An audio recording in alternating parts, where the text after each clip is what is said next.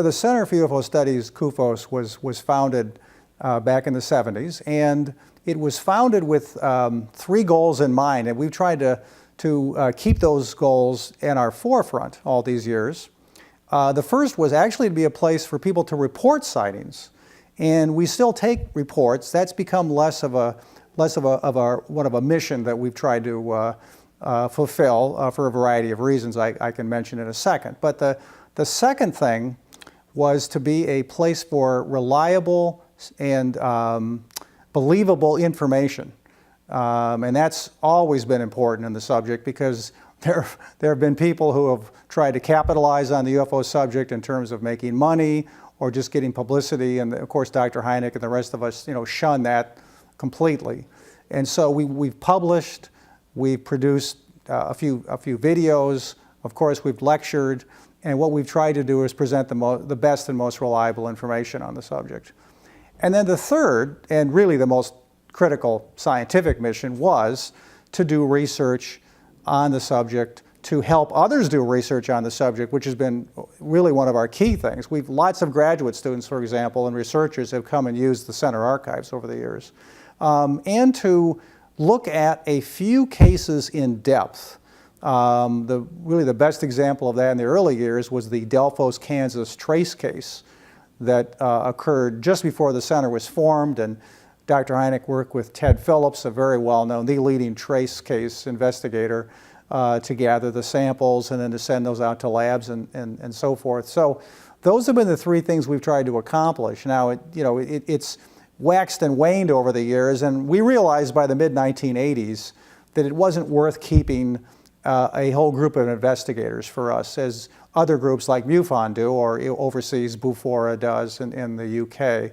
And so we disbanded our investigators group and let others do that. We've tried to then work toward our own strengths, which have been the other 2 things that I've mentioned about reliable information and, of course, research of various types.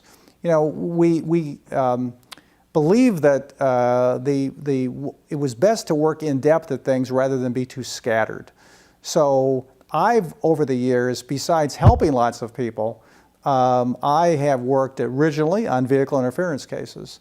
I found that to be a fascinating topic. These are instances where people will be driving a car, and a UFO will come usually pretty close to them. So it's very obvious that this UFO is not some distant light or something that's hard to interpret as to what it is. It's usually something that has shape and is within maybe 500 feet or less, and their vehicle stops working, or maybe the headlights go out when that UFO is close to them.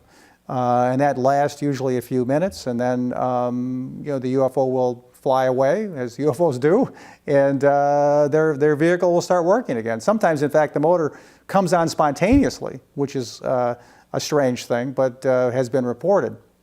So I studied those in the late 70s and early 80s. I've studied it since then and kept tabs on it. I also have worked very diligently when the abduction cases, UFO abductions, were so hot in the late 80s and early 90s, to try to understand that as best I could from a sociological and psychological perspective. And so I worked with 2 other researchers as part of the center kind of core team for our abduction project to understand abductees in a broad spectrum way. We gave them a variety of psychological tests. We looked at their background, and we tried to see if we could find anything in common for these people that might hint at an explanation for it, because what we're trying to do always is explain why people report what they do. So we tried to find an explanation. Fantasy proneness is one thing that people have suggested. Sleep paralysis is another. Sexual abuse as a child. So you always look first for explanations that are non-alien, non something strange, but something that is terrestrial based.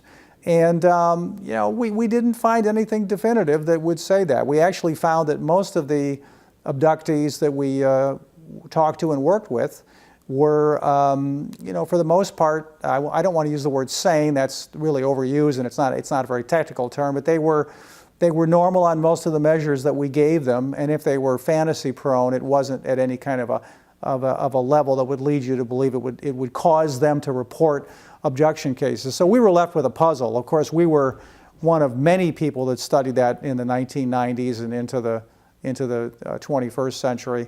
And some people think it's been resolved as to why people report abductions. I don't agree, but there you go. We also at the center, and I personally got very involved with the Roswell case because Don Schmidt, who was at the time a part of the center's team and our lead investigator for special investigations, along with Kevin Randall, were the two guys who went out the most to Roswell and did the research and talked to the witnesses, and they wrote 2 books together on it. And so in the 90s, it was actually a lot of fun because before that, even in '89, I led an expedition, the first expedition to the Roswell crash site, where we basically conducted an archaeological dig, trying to find whether there were any remnants left of whatever had crashed there. Whether it was a balloon or a special projects plane from the government or something more exotic like an alien spacecraft. We were hoping there would still be pieces there. Of course, we didn't find anything, but you don't know until you look. So those are the kinds of projects I've been involved with. Naturally, because I'm the director of the center, I end up doing all the boring stuff too, but I've also done lots of editing of our journals. Of course, I talk to witnesses constantly and members of the public and all the rest, and it is a lot of fun to do that over the years. I admit that the 1,000th time you hear somebody talk about their UFO sighting that's similar to the other 999, you can't get quite as excited. But I always respect, people calling us, and like I've said, one of the missions is to be a place where people can report their sightings or talk about, their experience, and we always honor and respect that.